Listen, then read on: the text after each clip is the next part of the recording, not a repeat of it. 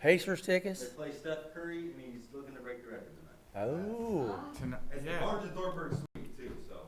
Wow. If you make it. Super nice. Ready? Boy. Man, that's enticing. Put it out there. We are live. Why That's are you enticing. not going? Okay. We're live. Good evening, everybody. We are We are live. live with the Lawrenceburg Redevelopment Commission meeting for Lawrenceburg, Indiana for December 13th, 2021 at 4:30 p.m. Well, actually, before you do that, let me read this very important announcement to the world. As a recipient of federal funds and in support of Lawrenceburg's efforts to ensure non-discrimination and equal access to all citizens, the city gathers statistical data regarding participants in city activities. Therefore, we have provided a voluntary Title VI public involvement survey at this meeting. You're not required to complete this survey. However, the form is anonymous and will be used solely for the purpose of monitoring our compliance with Title VI and ADA. That form is in the very back of the building. If anybody wants to fill that out, please do, and then place it in the folder that has been provided for you. Ms. Brookbank, can you give us a roll call? Executive Director Brian Messmore, Present. President Richard Richardson, Present. Vice President Lenny Fryman, Here.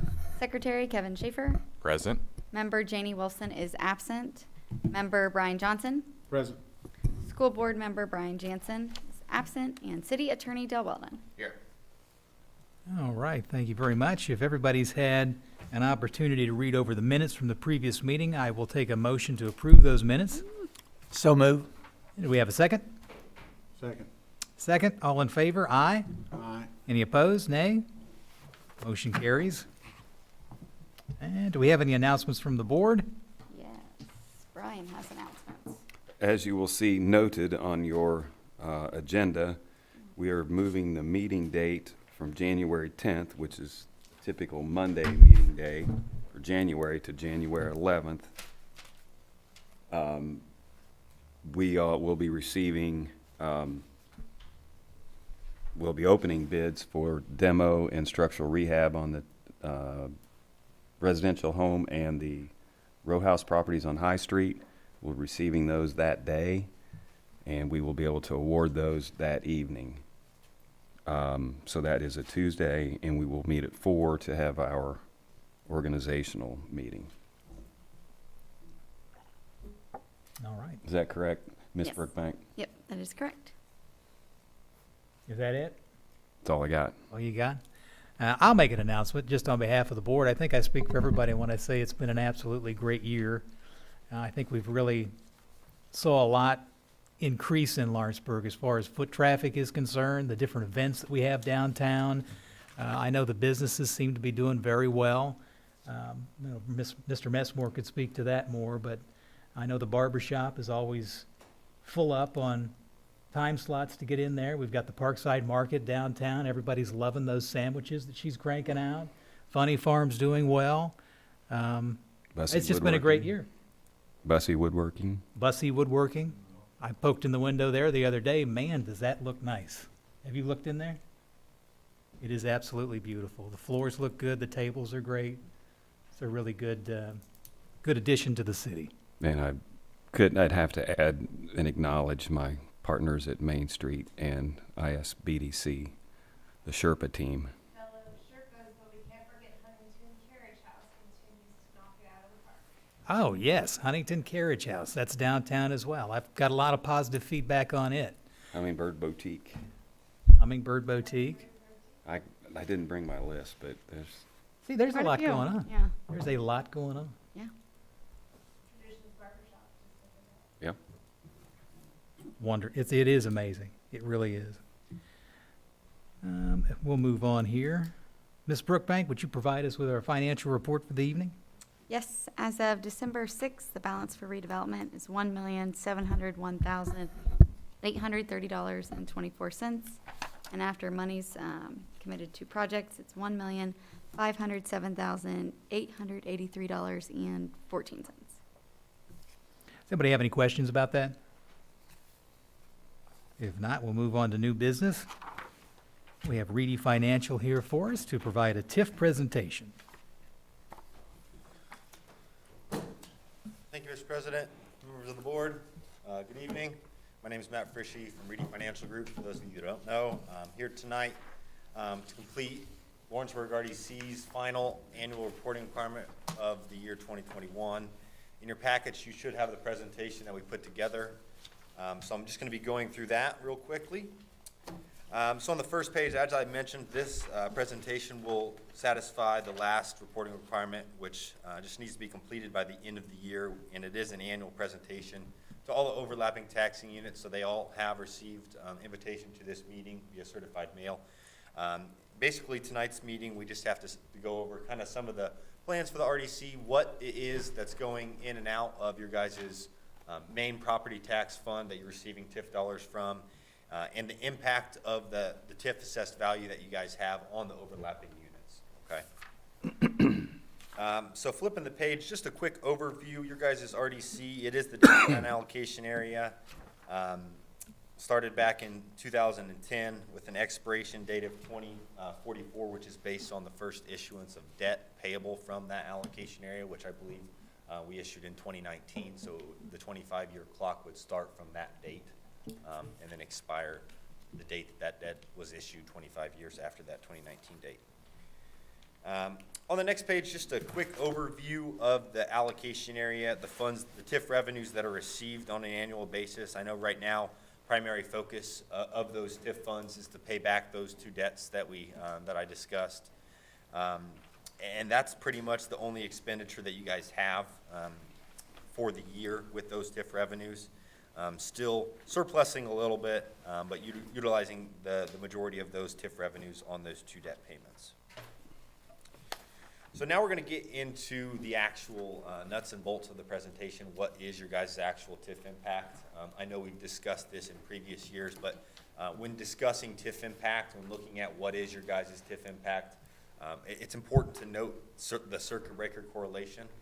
That is the reason for this impact, and it is directly correlated to the level of circuit breaker that you guys are experiencing. So as you'll see, we have notated Dearborn County at a 4.77% circuit breaker impact, ranks 36th out of 92 counties in the state.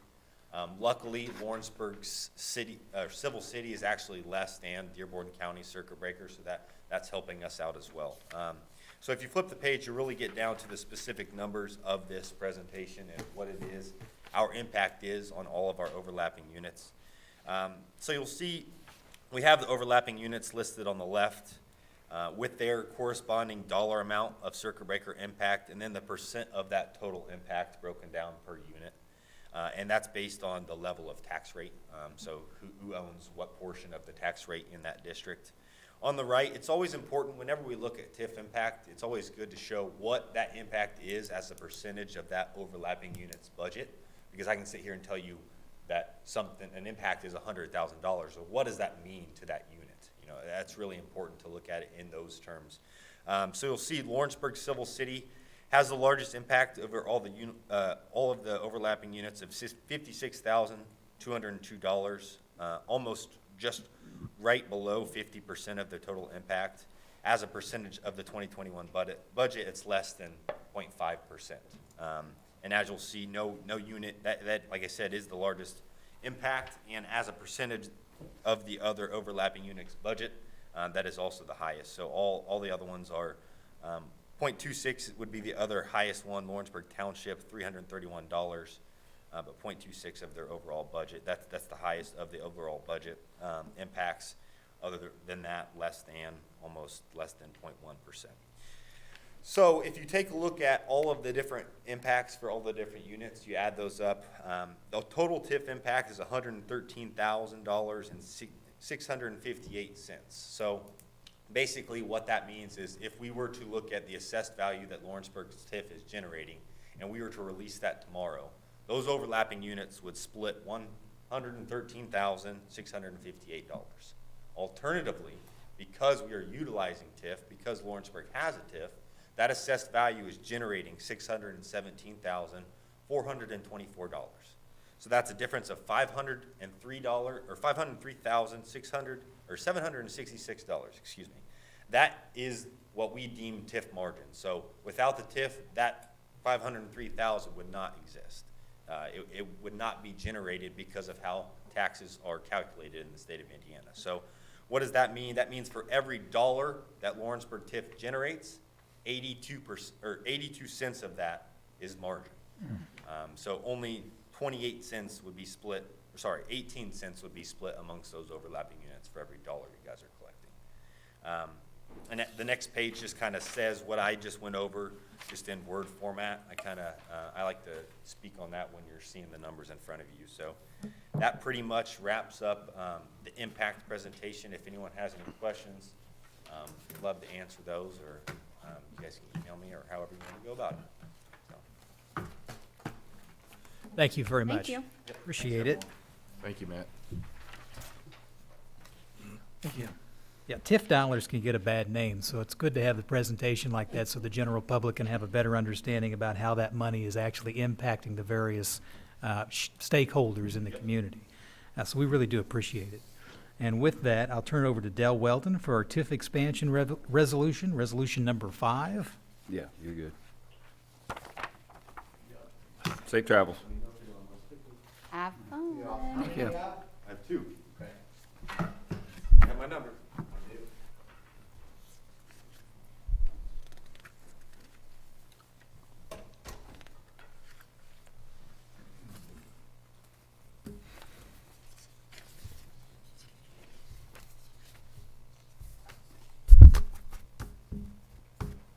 Thank you guys. So in your packets is a resolution with 3 exhibits. This resolution is step 1 of the process of expanding our TIF with a locked-in anchor date of January 1st, 2021. So this actually locks in any growth to the AV for properties that are located on the map that you can see are properties that we are adding to the TIF. It locks in any growth that occurred in calendar year 2021 and moving forward. So step 1 is the declaratory resolution. That's the resolution before this board tonight. Step 2 is to go to the planning commission. Step 3 is to go to the city council. Step 4 is to come back to you guys again for the confirmatory resolution.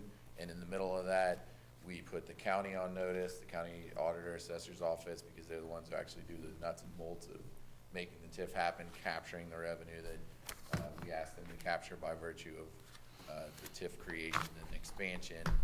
And also Matt, who just left, will do an impact study that will kind of be added to what he presented tonight, but just the part that's in addition. And then next year, when he comes and speaks to us again next December, it'll include the current TIF plus the expanded TIF. So this will be resolution 5-2021, and exhibit A is the description, a kind of written description of the 2021 expansion area. Exhibit B is a list of the parcel ID numbers. Exhibit C is an actual map, and you can see on that map that we have the existing and then the additional. So we believe that this is important based on recent developments, based on what's past, present, future, where we've come from, where we are now, and where we could be headed. We just want to capture these particular properties and roll them into the TIF so that any investment that this board makes can properly regenerate and add to future development. Anybody have any questions regarding resolution number 5-2021?